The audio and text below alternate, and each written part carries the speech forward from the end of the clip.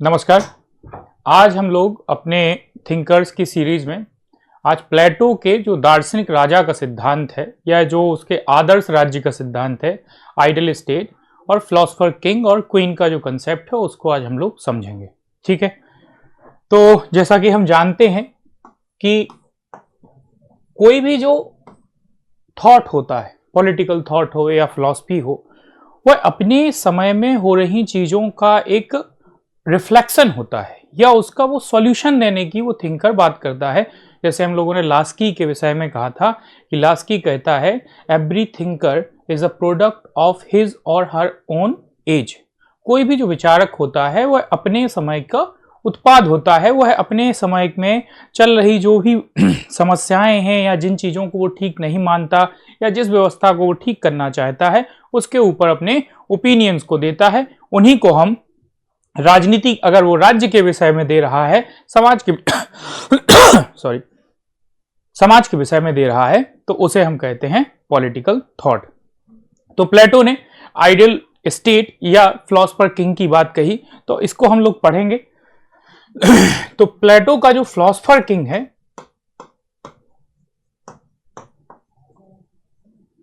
इस philosopher king में हम लोग देखेंगे कि इस फिलोसोफर किंग में हम देखेंगे कि पहले तो कॉन्टेक्स्ट क्या है, वो कौन से एलिमेंट्स हैं जो प्लेटो को प्रोवोक कर रहे हैं, इंस्पायर कर रहे हैं कि उसने ये फिलोसोफर किंग की थ्योरी दी। एक चीज तो कॉन्टेक्स्ट क्या है, ठीक है। फिर दूसरी बात, प्लेटो का जो फिलोसोफर रूलर है वो उसको प्लेटो डिफाइन कैसे करता है, तो प्लेटो का फिलोसोफर रूलर एक्चुअली है क्या, ठीक है। तो हु इज फिलोसोफर रूलर, किसे वो फिलोसोफर रूलर कहते हैं। तीसरा हम जो कंसेप्ट पढ़ेंगे वो होगा कि वह क्या करेगा, जो फिलोसोफर रूलर होगा उसका कार्य क्या होगा, तो उसकी जो ड्यूटी है वह क्या है। और फिर इसके जो आउटकम्स हैं, जो फिलोसोफर रूलर का कंसेप्ट वो दे रहा है, तो कोई भी थ्योरी ऐसे तो दी नहीं जा रही है, वो क्यों दी जा रही है, उसके क्या आउटकम्स होंगे और उसका उस समय के जो सोसाइटी है, ग्रीक जो एंशिएंट ग्रीक सिटी स्टेट्स हैं उसमें उसका रेलेवेंस क्या है, ठीक है। तो हम इसके रेलेवेंस को देखेंगे कि उसका रेलेवेंस क्या है। इसके बाद में जो प्लेटो का जो फिलोसोफर रूलर है वह किन चीजों को एस्टैब्लिश करता है या उसका जो आइडियल स्टेट है वह कैसा होगा, ठीक है। तो इतनी चीजों को आज हम डिस्कस करेंगे। तो प्लेटो का जो कंटेक्स्ट है फिलोसोफर रूलर का, वो सबसे पहला कंटेक्स्ट या जो सबसे पहला जो उसको जो प्रेरणा देने वाला जो इवेंट है वह है पेलोपोनेशियन वॉर।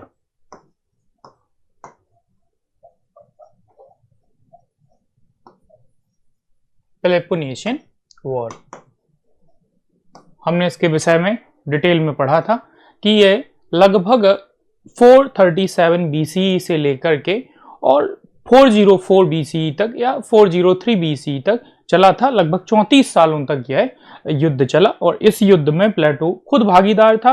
यह युद्ध स्पार्टा और एथेंस के बीच हुआ, जिसमें कि स्पार्टा की जीत हुई और एथेंस हार गया। प्लेटो एथेंस की तरफ से लड़ रहा था, तो सबसे बड़ा इंपैक्ट उसके ऊपर पड़ा कि हम पेलोपोनेशियन वॉर में हारे क्यों, मतलब एथेंस की हार क्यों हुई। सबसे बड़ा रीजन था कि एथेंस की हार क्यों हुई। एथेंस की हार का जो रीजन उसे लगा प्लेटो के जो दृष्टिकोण में, या जो उसका मेंटोर था सोक्रेटिस, वो उसे कैसे एक्सप्लेन करता था। हमने देखा था कि जो प्लेटो है वो 407 में सोक्रेटिस से मिला था जब वह 20 साल का था। तो उसको सोक्रेटिस और प्लेटो ने कैसे एक्सप्लेन किया, इसे उन्होंने कहा कि हम इसलिए हारे क्योंकि यहां पर शासन किसका है, डेमोक्रेट्स का।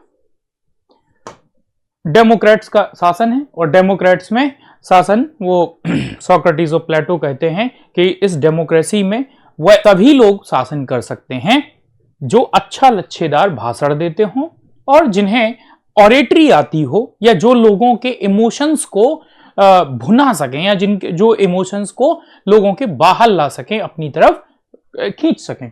तो एक तो यहां पर डेमोक्रेसी है। दूसरा, एथेंस सबसे ज्यादा जो इंपॉर्टेंस दे रहा है वो किसके ऊपर दे रहा है? सोफिस्ट की फिलॉसफी के ऊपर।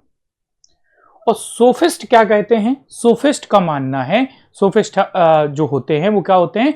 सोफिस्ट जो वॉन्डरर होते थे, मतलब घूमंतु ज्ञानी होते थे और पैसों के बदले में शिक्षा दिया करते थे। ये सोफिस्ट का मानना था कि man is the measure of all things. किसी भी चीज का निर्धारण करना हो तो व्यक्ति से होना चाहिए, मनुष्य से होना चाहिए। अगर वो उसके लिए ठीक है तब तो सही है।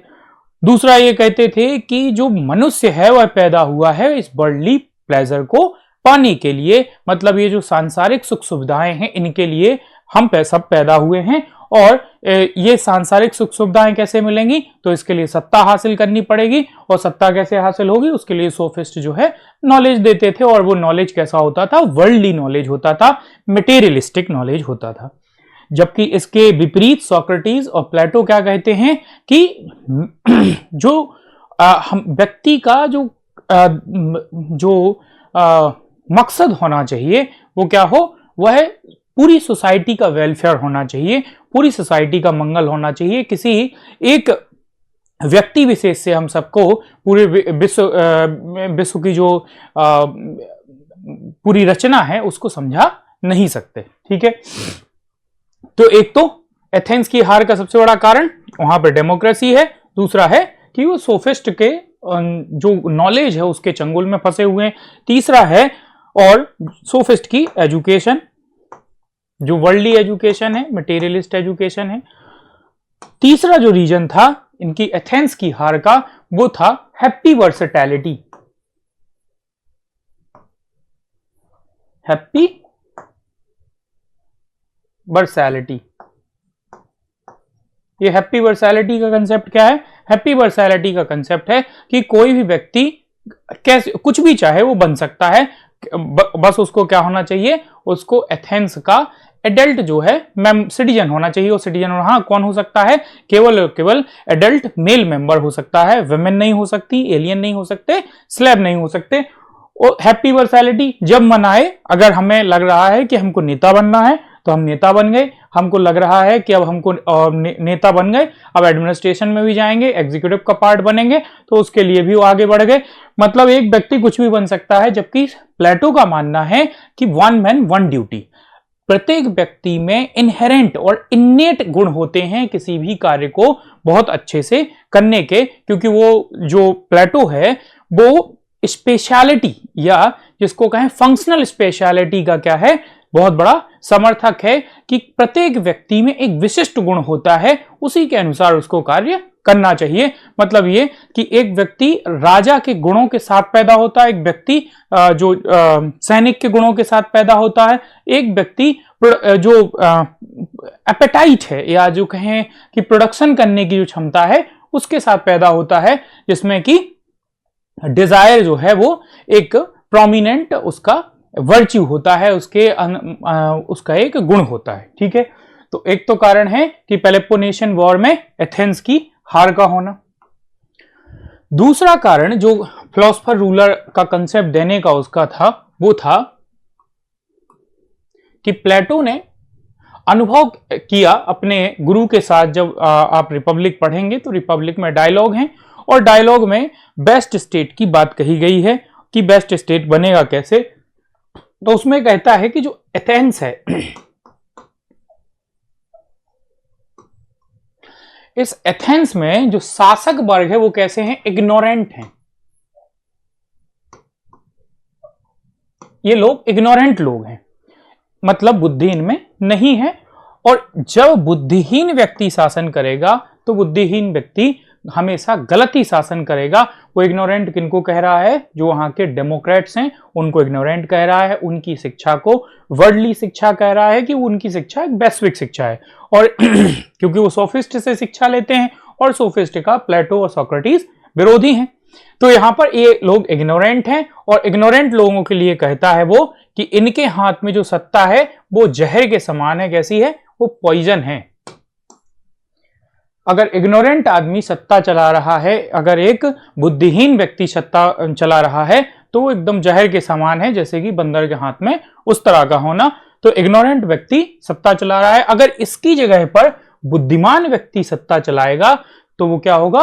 वो बहुत अच्छे ढंग से चला पाएगा, क्योंकि उसमें प्रूडेंस होगा, उसमें बुद्धिमत्ता होगी, उसमें दूरदर्शिता होगी। जबकि जो इग्नोरेंट व्यक्ति होगा उसमें वर्ल्डली प्लेजर को पाने की ललक होगी, उसमें लोकोन्मुख कार्य करने का वो नहीं होगा, वो अपनी सत्ता को इन केन प्रकार बचाने की कोशिश करेगा। तो एक तो है कि इग्नोरेंट रूलर। तीसरा जो रीजन था वो था उसके पर्सनल एक्सपीरियंस।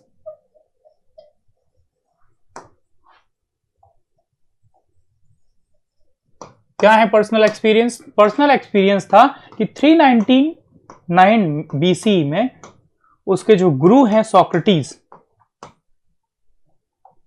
उनको क्या कर दिया जाता है? उनको हेमलॉक जहर देके मार दिया जाता है। क्यों मारा जाता है? क्योंकि वो सोक्रेटिस उस समय की जो परंपराएं हैं उनका क्या कर रहे हैं? विरोध कर रहे हैं, डेमोक्रेट्स का विरोध कर रहे हैं। तो उसके प्लेटो के मन में आया कि जो इनकॉम्पिटेंट लोग होते हैं, वो जो ऐसे लोग जिनमें डिजायर जो है, एपेटाइट जो है वो डोमिनेंट होती है, वो रीजन को क्या नहीं कर पाते हैं? वो टॉलरेट नहीं कर पाते हैं, या यूं कहें कि वे लोग इतने योग्य व्यक्ति को उन्होंने सहन नहीं कर पाए। अगर इसी की जगह पर कोई बुद्धिमान व्यक्ति होता तो वो सोक्रेटिस को क्या कहता? वो राजा बनने के लिए कहता, ना कि उसको मार देता। सोक्रेटिस की मृत्यु को इसलिए हेमलॉक जहर दिया गया क्योंकि उसने उस समय के एथेंस में एथेंस की परंपराओं, एथेंस की शिक्षा, एथेंस के राज्य का उसने विरोध किया, और वो विरोध तर्क के साथ करता था। लेकिन उसके जब तर्क के उत्तर कोई नहीं दे पाता था तो उसके खिलाफ में एक ट्रायल करके सोक्रेटिस को मार दिया। तो ये था उसका प्लेटो का कंटेक्स्ट। ये है। दूसरा है स्पार्टा में जो मिलिट्री ट्रेनिंग थी वो सबके लिए अनिवार्य थी।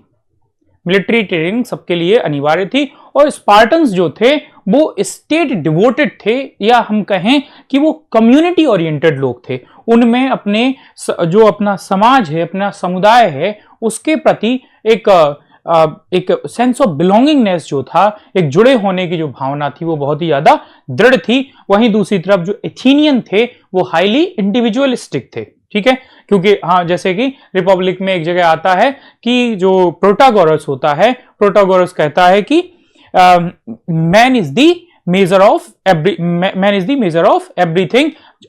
किसी भी चीज का अगर निर्धारण करना हो तो वो किससे होगा? वह मनुष्य से होगा, कि उस मनुष्य के लिए वो चीज अगर अच्छी है तो ठीक है, सोसाइटी के लिए वो चीज बुरी भले हो सकती है लेकिन मनुष्य के लिए बुरी नहीं होनी चाहिए। तो आप ये समझ सकते हैं कि ये जो व्यू है वो क्या है? हाईली इंडिविजुअलिस्टिक है। तो एथेंस में ये इन सारी चीजों के चलते उसने जो सजेशन दिया वो क्या था? वो था फिलोसोफर रूलर का कंसेप्ट।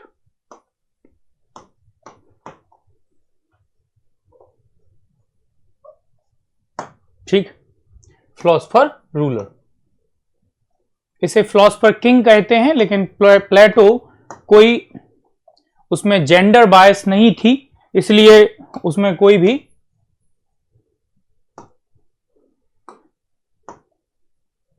प्लेटो में कोई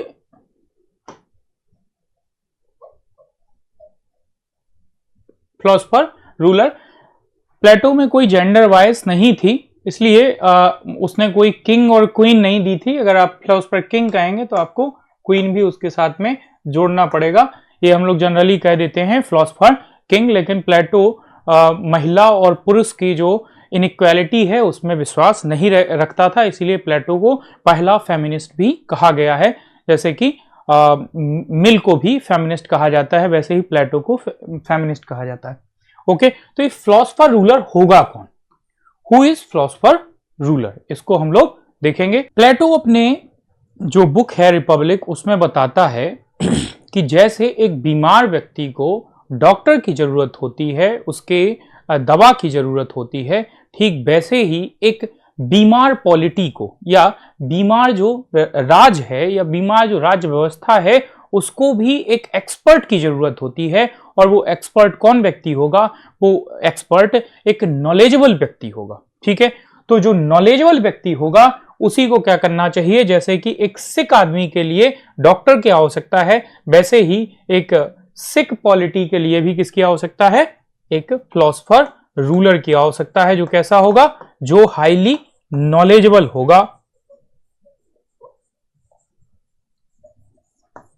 जिसे सत्य और असत्य का भेद पता होगा, जो दूरदर्शी होगा, जिसमें प्रूडेंस होगा, जिसमें रीजन होगा, जिसमें रैशनैलिटी होगी, जो राज्य का भला देख सकता है, जो कि सामान्य व्यक्ति वैसा आंकलन नहीं कर सकता। इसलिए ये नॉलेजेबल पर्सन फिलोसोफर रूलर होना चाहिए, ये उसका सबसे बड़ा गुण है। अब हम लोगों ने एलिगोरी ऑफ केव पढ़ी थी।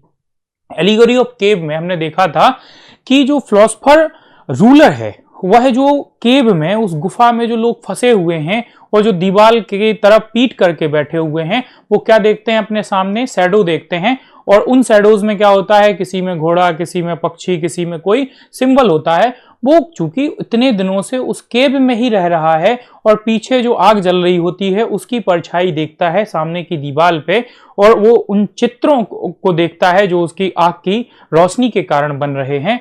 तो उसमें वो कुछ दिनों बाद यह यकीन करने लगता है कि वो चीजें वास्तविक हैं, लेकिन असल में वो क्या है? वो शैडो होती हैं जो पीछे लोग उन सिंबल को लेके खड़े होते हैं।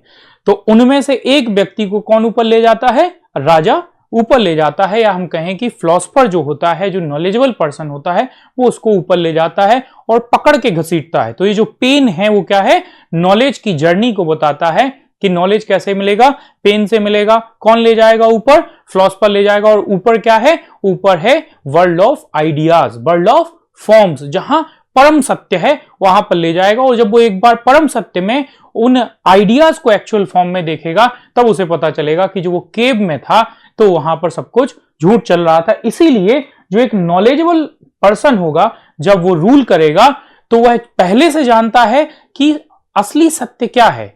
मतलब जो फॉर्म है, जो आइडिया है, उसका नॉलेज किसको है? पहले से फिलोसोफर रूलर को है। और जब उसे पहले से ही सब चीजों का नॉलेज है तो वो क्या करेगा? सबको वैसा ज्ञान दे पाएगा। जैसे कि बुद्धिज्म में बोधिसत्व की फिलॉसफी है कि कुछ लोग निर्वाण प्राप्त कर चुके हैं लेकिन वो अभी भी जो है बैठे हुए हैं कि दूसरे लोगों को भी निर्वाण प्राप्त कराएं। तो ठीक वैसे ही कैसा है? ये नॉलेजेबल पर्सन है, रैशनल पर्सन है। फिर फिलोसोफर रूलर क्या होगा? तो आगे प्लेटो बताता है कि फिलोसोफर रूलर वो है जिसमें रीजन जो है वो डोमिनेंट है। रीजन डोमिनेंट है। ये रीजन क्या है? तो प्लेटो ने जो सोल है, जो आत्मा है, उसका कैटेगराइजेशन किया है। उसमें कहा कि आत्मा में 3 तत्व होते हैं, 3 एलिमेंट्स हैं। वो कौन कौन से तत्व होते हैं? एक होता है रीजन, एक होता है करेज और एक होता है टेम्परेंस। टेम्परेंस ये क्या है? तो रीजन का वर्च्यू है विजडम, करेज का वर्च्यू है स्पिरिट और टेम्परेंस का है एपेटाइट। ओके, प्लेटो कहता है कि रीजन जिसके पास डोमिनेंट होगा उसमें प्रूडेंस होगा, उसमें विवेक होगा, उसमें बुद्धि होगी। और जिस व्यक्ति में विवेक और बुद्धि होगी वह क्या करेगा? अपने भीतर जो उसके करेज है, जो साहस है और टेम्परेंस है, जो डिजायर है, उसको क्या करेगा? सप्रेस कर सकता है। तो आत्मा में जैसे अपने यहां कहा गया है सतोगुण, रजोगुण और तमोगुण, ठीक वैसे ही प्लेटो भी कहता है कि आत्मा में 3 एलिमेंट होते हैं। कौन कौन से? रीजन, आप इसको मान सकते हैं कि वो ये सतोगुण है, फिर करेज ये रजोगुण है और टेम्परेंस ये तमोगुण है। जिसमें ये डोमिनेंट होगा वो इन दोनों को क्या कर लेगा? सप्रेस कर लेगा। और जब इन दोनों को सप्रेस कर लेगा तो वो अपनी इच्छाओं से कब मुक्ति पा जाएगा और विवेक बुद्धि से समाज का कल्याण देख सकता है। या वह चूंकि सत्य का उसे पहले से ज्ञान है तो वह पूरे राज्य को और समाज को ठीक दिशा में ले जा सकता है। और फिलोसोफर के क्या गुण हैं? तो प्लेटो कहता है कि फिलोसोफर रूलर वो है जिसके पास में इटर्नल क्वेस्ट फॉर नॉलेज है, मतलब उसमें हमेशा किसकी ज्ञान प्राप्ति की प्यास रहती है। और प्लेटो का ज्ञान प्राप्ति का मेथड क्या है? डायलेक्टिक्स। डायलेक्टिक्स मतलब उस लगातार संवाद की जो प्रक्रिया है, जैसे अपने यहां पर वाद, संवाद, वाद प्रतिवाद और संवाद होता है, ठीक वैसे ही ये सोक्रेटिस ने इसको डेवलप किया था डायलेक्टिक्स को, और इसको आगे प्रोपोगेट किया प्लेटो ने अपने कार्यों में, और अपने जितने भी उसने प्रयोग किए उसमें सब में डायलेक्टिक्स। तो डायलेक्टिक्स यूज होती है लगातार क्वेश्चन उठाना और क्वेश्चन सामने वाले से पूछना, या तो वो आपको सेटिस्फाई कर दे और या फिर आपके क्वेश्चन को छोड़ के भाग जाए, तो आपके विचार का वहां पर प्रतिपादन हो जाए, आपका विचार वहां पर एस्टैब्लिश हो जाए। तो प्लेटो का वो कहता है कि फिलोसोफर रूलर कौन है? जिसमें कि इटर्नल क्वेस्ट है, इटर्नल क्वेस्ट फॉर नॉलेज,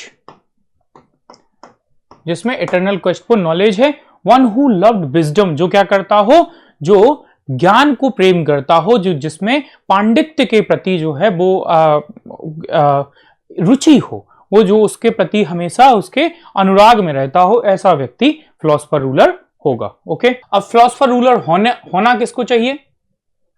तो प्लेटो के अनुसार फिलोसोफर रूलर किसको होना चाहिए? जो फिलोसोफर रूलर है वो जिसकी जो काम हो, मतलब जो शांत रहता हो और जिसमें अपने जो करेज है और जो डिजायर है उसको शांत रखने का जो क्या है उसके पास में वो उनको कंट्रोल कर सकता हो, वो उसको फिलोसोफर रूलर होना चाहिए। फिलोसोफर रूलर वो होता है जिसमें रीजन एक क्या है? एक रथी है, चैरियटियर जिसके हम बोलते हैं, वो क्या है? एक रथ चालक है, और उसके दो अश्व कौन कौन से हैं? उसके दो घोड़े कौन कौन से हैं? तो एक है करेज और एक है डिजायर। जो दोनों को कंट्रोल करना चाहता हो, ये तो ओबीडियंट हो जाता है लेकिन इसको कंट्रोल करना पड़ता है। ठीक है, तो एक तो जो काम हो जिसमें करेज और डिजायर सप्रेस्ड हो, जो कि नॉलेज को प्रेम करता हो, जो विजडम के प्रति क्वेस्ट रखता हो, ये सारी क्वालिटीज अगर किसी में है तो वो फिलोसोफर रूलर होना चाहिए। ठीक है, हम जब एजुकेशन पढ़ेंगे तो एजुकेशन में हम देखेंगे कि प्लेटो ने एक अलग एजुकेशन दी है कि पूरे राज्य में कैसे फिलोसोफर किंग को ढूंढा जाए, कैसे जस्टिस को एस्टैब्लिश किया जाए, इन सब चीजों को हम देखेंगे। पहले हम फिलोसोफर रूलर को अभी डिटेल में पढ़ेंगे। इस जो फिलोसोफर रूलर है इसका काम क्या होगा? फिलोसोफर रूलर के जो फंक्शन है, ड्यूटी है, ये क्या है, या उसकी हमें नीड क्यों है? फिलोसोफर रूलर की नीड क्यों है? तो नीड, जैसे हम लोगों ने शुरुआत में ही पढ़ा कि जो प्लेटो का फिलोसोफर रूलर देने का जो कंसेप्ट का जो पीछे का रीजन है वो क्या था? वो एक तो वहां पर एथेंस का स्पार्टा के साथ हारना, फिर डेमोक्रेट्स का वहां पर शासन होना जो कि एक टायरेनिकल शासन हो गया था, सोक्रेटिस का हेमलॉक जहर देकर उसको मारा जाना, स्वयं प्लेटो को कई साल तक घूमना पड़ा इसकी कि वो कैसे एक फिलोसोफर रूलर अच्छे से बना पाए, और जो कारण थे कि जो पूरी पॉलिटी है वह केवल और केवल पावर के इर्द गिर्द घूमती थी, वो प्लेजर के इर्द गिर्द घूमती थी। इन सब कारणों से प्लेटो ने फिलोसोफर रूलर दिया था। तो इन्हीं सब कारणों की जो सॉल्यूशन है वही करने के लिए कौन बना है? फिलोसोफर रूलर बना है। तो उसकी जो पहली ड्यूटी है वो क्या है? एक जस्ट सोसाइटी को बिल्ड करना,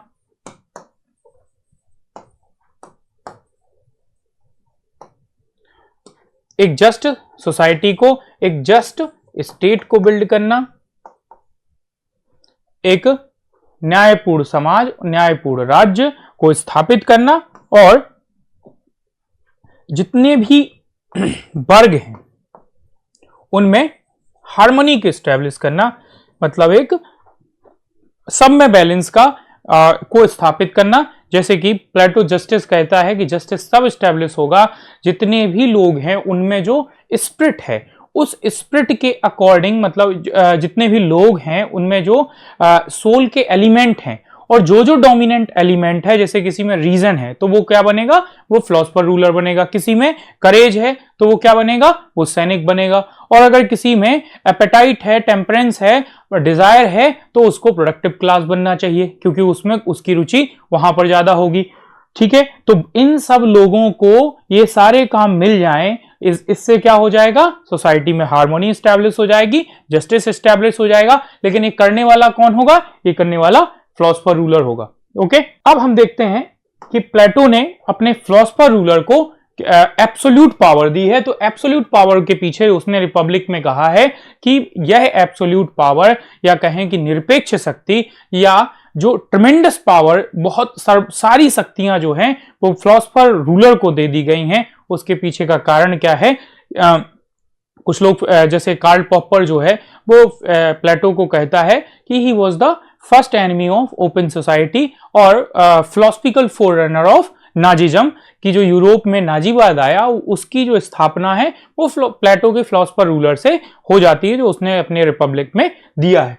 तो वो एब्सोल्यूट पावर क्यों देना चाहता है, जो उसका फिलोसफर रूलर है उसको एब्सोल्यूट पावर क्यों देना चाहता है, इसके लिए प्लेटो आर्ग्यूमेंट देता है कि चूंकि जो आइडिया ऑफ गुड है,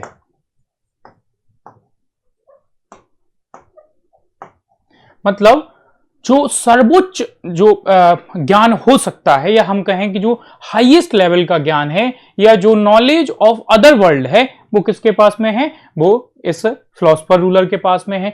तो जब इसको इस सारे ज्ञान की जानकारी है तो इसके हाथ में अगर सत्ता रहेगी तो यह कभी भी सत्ता का गलत उपयोग नहीं करेगा, क्योंकि उसमें पहले से रीजन जो है वो डोमिनेंट है। तो वो अपने लिए कुछ भी नहीं करेगा, वो समाज के कल्याण के लिए ही कार्य करेगा। इसलिए इसके पास में क्या होनी चाहिए, एब्सोल्यूट पावर होनी चाहिए। तो एक पहला रीजन है कि उसके पास में क्या है, आइडिया ऑफ गुड है। दूसरा, वो रीजन उसको डोमिनेट करता है, उसे कोई लस्ट, लेथार्जी, डिजायर ये डोमिनेट नहीं करती। मतलब जो एक लालच है, लोभ है, मद है, प्रमाद है, यह इस रूलर में नहीं है। इसमें क्या है, रीजन है, तर्क बुद्धि है, विवेक है, पांडित्य है। तो इनके कारण ये क्या होगा, हमेशा सही डिसीजंस लेगा। इसीलिए एब्सोल्यूट पावर इसके पास में होनी चाहिए। दूसरा, प्लेटो कहता है हमने डेमोक्रेसी में देखा है कि जब शक्ति सबके पास में बटी रहती है, शक्ति जब सब लोगों में बटी रहती है तो कोई भी एक कंसेंसस से काम नहीं चलता है। और कंसेंसस भी कहां पर, डेमोक्रेट्स में तो सब लोग कौन आ रहे हैं, जो एवरेज माइंड के लोग हैं और जिनको ऑरेटरी, रिटोरिक आता है, वो सत्ता प्राप्त कर लेते हैं। लेकिन एब्सोल्यूट जो रूलर है उसके पास में, जो फिलोसफर रूलर है उसके पास में जो आइडिया ऑफ गुड है, या हम कहें आइडिया ऑफ फॉर्म्स है, या इसको सरल भाषा में कहें कि जो परम सत्य है, या जो ज्ञान की जो मतलब जो एक सीमा है, उस सीमा तक वो पहुंच गया है, उसने सारा ज्ञान अर्जित कर लिया है, तो उसको ज्यादा अच्छे डिसीजन लेना आता है as compare to common people. तो जो लोग, सामान्य लोग हैं, सामान्य लोग से अगर वो पूछ के कार्य करेगा या उनके जो ओपिनियन से काम करेगा, वो चल नहीं पाएगा। जैसे एलिगोरी ऑफ केव में हमने देखा कि जो लोग अपनी पीठ दीवार की तरफ करके बैठे हुए हैं, वो सामने की दीवार पे जब शैडो देखते हैं तो अपने ओपिनियन बनाते हैं। अपने ओपिनियन उनके क्या होते हैं कि हाँ ये चिड़िया होगी, हाँ ये कुर्सी होगी, ये चीज होगी, लेकिन वास्तव में वो शैडो है, वह एक परछाई है। ठीक वैसे ही जो लेमैन होता है उसका नॉलेज क्या होता है, बड़ा ही फिक्स होता है, वह अपने ओपिनियन के आधार पर जीवन जीता है। जबकि फिलोसफर रूलर जो है उसके पास में क्या है, उसके पास एक्चुअल नॉलेज है, उसके पास एग्जैक्ट नॉलेज है और उसके अकॉर्डिंग वो डिसीजन ले रहा है। इसीलिए इसके पास में एब्सोल्यूट जो रूलर है उसके पास अनचेक्ड पावर होनी चाहिए, अनलिमिटेड पावर होनी चाहिए। ओके, अब हम इसके बाद देखेंगे प्लेटो का जो फिलोसफर रूलर है वह है जो उसने रिपब्लिक में अपने में दिया है, लेकिन उसका विरोध भी होता है, क्योंकि प्लेटो ने तो अपने हिसाब से एक आदर्श राज्य की स्थापना कर दी, लेकिन जो और थिंकर थे, खुद उसका जो डिसाइपल था, जो उसका चेला था अरस्तु, उसने इसको नहीं माना और आगे के भी थिंकर्स ने इसको नहीं माना। तो उन्होंने इसको क्रिटिसाइज किया, और वो क्रिटिसिज्म क्या है इसको अभी हम लोग पढ़ेंगे। जैसे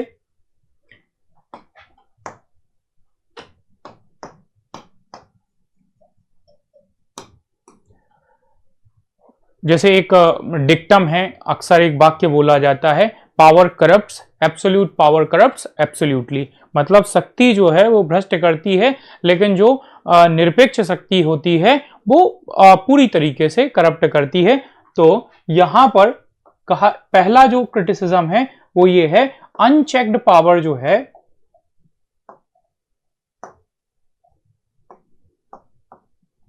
unchecked power give all guarantee to misuse the power. मतलब जो अनचेक्ड पावर होती है, जो निरंकुश शक्ति होती है, वो पूरी गारंटी देती है कि उस शक्ति का क्या होगा पूरी तरीके से दुरुपयोग होगा। दूसरा, इसमें चेक एंड बैलेंसेस की जो बात की गई है,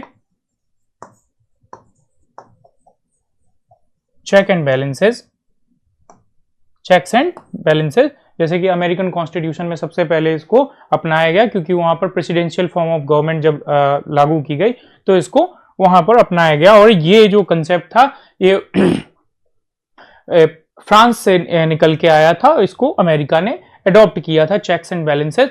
चेक्स एंड बैलेंसेस कहता है कि कोई भी व्यक्ति पावरफुल तो होना चाहिए, क्योंकि मतलब कोई एक बॉडी हो जो पावरफुल हो, क्योंकि रिफॉर्म करने के लिए पावर का उपयोग करना आवश्यक है, लेकिन वह पावर कहीं आर्बिट्रेरी पावर न बन जाए, कहीं वह टेरेनिकल पावर न बन जाए, कहीं वो अथॉरिटेरियन न बन जाए, निरंकुश न हो जाए। इसीलिए उसमें कहीं ना कहीं चेक्स एंड बैलेंसेस होने चाहिए। तो जैसे हम देखते हैं अपने इंडियन कॉन्स्टिट्यूशन में कि जब लेजिस्लेचर कोई ऐसा रूल फ्रेम करती है या कोई ऐसा एक्ट पास करती है जो हमारे बेसिक स्ट्रक्चर के अगेंस्ट होता है या हमारे जो कॉन्स्टिट्यूशन की जो मूल आत्मा है उसके अगेंस्ट होता है, तो सुप्रीम कोर्ट तुरंत उसको नल एंड वॉइड घोषित कर देता है। तो यही है चेक्स एंड बैलेंसेस। लेकिन प्लेटो का जो एब्सोल्यूट रूलर है उसमें कहीं भी चेक्स एंड बैलेंसेस नहीं है, क्योंकि प्लेटो मानता है, जैसे कि सोक्रेटिस का जो है नॉलेज इज वर्च्यू, उसने अपना नॉलेज और नॉलेज इज वर्च्यू को परम सत्य माना। मतलब उसने पूरी तरीके से इसको सीरियस ले लिया और देखा कि ये वाला वर्च्यू किसके पास में है, यह फिलॉसफर किंग के पास में है, फिलॉसफर रूलर के पास में है, और वो सब कुछ सत्य रियलिटी जो है, यथार्थ जो है, उसको परम ज्ञान है। और चूंकि उसको परम ज्ञान है, इसलिए किसी भी व्यक्ति को उसके कार्य में दखल नहीं देना चाहिए। वह जो भी कर रहा है, जिस प्रकार भी कर रहा है, जैसे भी कर रहा है, जिसके लिए कर रहा है, वह सत्य ही, अच्छा ही होगा, वह समाज के कल्याण के लिए ही है। फिर दूसरा क्रिटिसिज्म है प्लेटो का, जो उसका फिलॉसफर रूलर है, वह है कि प्लेटो और सोक्रेटिस को अगर हम पढ़ेंगे फिलॉसफी में, तो वो जिसके पास में नॉलेज नहीं है, कहीं ना कहीं उसके प्रति एक प्लेटो और सोक्रेटिस में एक इंफीरियरिटी की भावना है। वो उनको बड़ा तुच्छ मानते हैं। जैसे एक रिपब्लिक में ही एक जो है किस्सा है कि एक आदमी आता है जो झाड़ू लगाने वाला है, तो एक कमरे में जिसमें डिस्कशन चल रहा है, वहां पे वो आता है और मोमबत्तियां जलते हुए देखता है। तो तुरंत सोक्रेटिस से पूछता है कि सर आज यहाँ पर क्या हुआ है, इतनी मोमबत्तियां क्यों जलाई गई हैं? जरूर कोई रोगी आया होगा और बहुत सारा आप लोग को उसमें जगना पड़ा होगा, इसलिए इतनी मोमबत्तियां जलाई गई होंगी। तो सोक्रेटिस नटसेल में कहें तो सोक्रेटिस जवाब देता है कि जो सामान्य व्यक्ति है उसकी चिंता है कि अपना पेट पूरी तरीके से कैसा भरा जाए, वो अच्छे से सोया कैसे जाए। मतलब fill the belly and how to have deep sleep, मतलब अच्छे से पेट भरा जाए और शांति से सोया जाए। लेकिन विद्वान व्यक्ति जो है वो इसके अलग होता है। विद्वान व्यक्ति की जो समस्या है वो सोना और पेट भरना नहीं है, वो इसके बियॉन्ड होती है। तो प्लेटो और सोक्रेटिस सामान्य जो व्यक्ति है जिसमें रीजन नहीं है, जो कि टेम्परेंस से प्रभावित है, जो प्रोडक्टिव क्लास है, उसको कोई तवज्जो ही नहीं देता। तो क्रिटिक्स उसके कहते हैं फिलॉसफर रूलर के कि वह जो कॉमन मैन है उसको गवर्नेंस में पार्टिसिपेशन देने से डिनाई करता है, कंप्लीटली नकार देता है। ओके, तो यहां पर जो पॉपुलर पार्टिसिपेशन है, वो पॉपुलर पार्टिसिपेशन क्या है? सामान्य जनता का पार्टिसिपेशन एकदम नगण्य हो जाता है। पॉपुलर पार्टिसिपेशन को वो कंप्लीटली डिनाई करता है। कॉमन जो मैन की प्रॉब्लम्स हैं वो नथिंग है। फिलॉसफर रूलर जिस तरफ ले जा रहा है उस तरफ राज्य को जाना चाहिए। मतलब वो जो सामान्य लोग हैं वो भेड़ हैं और उनको चराने वाला कौन है, वो फिलॉसफर रूलर है। ओके, तीसरा जो प्लेटो का क्रिटिसिज्म है वो है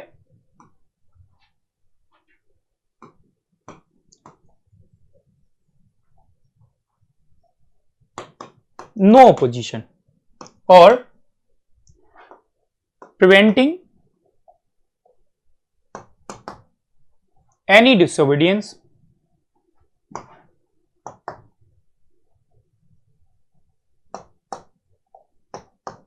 अर्थात प्लेटो का जो आइडियल स्टेट है या जो उसका फिलॉसफर रूलर की जो थ्योरी है वो कहती है कि जो परम शक्ति है या जो अल्टीमेट पावर है वो किसमें रिसाइड करती है, वो है फिलॉसफर रूलर में है। उसका किसी भी प्रकार का डिसोबीडियंस नहीं होना चाहिए, नहीं तो आइडियल स्टेट हम अचीव नहीं कर पाएंगे।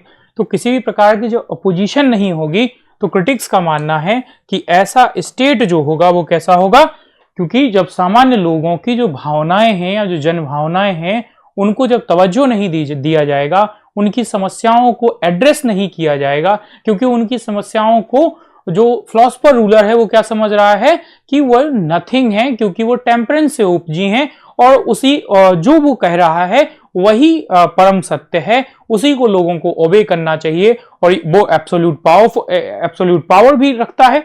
तो इस वजह से किसी भी प्रकार के डिसोबीडियंस को ना मानने से क्या हो जाएगा, ऐसा राज्य अनस्टेबल होगा और लोगों में हमेशा एक विरोध की भावना होगी और वो जो टास्क उनको दिया जाएगा उस टास्क को पूरा नहीं करेंगे। तो ये था प्लेटो का फिलॉसफर किंग या आइडियल स्टेट का कंसेप्ट। आगे की क्लासेस में हम लोग प्लेटो की जो थ्योरी ऑफ जस्टिस है और उसकी जो एजुकेशन का जो उसकी थ्योरी है उसको हम लोग डिटेल में डिस्कस करेंगे। तो आज के लिए इतना ही, बहुत बहुत धन्यवाद।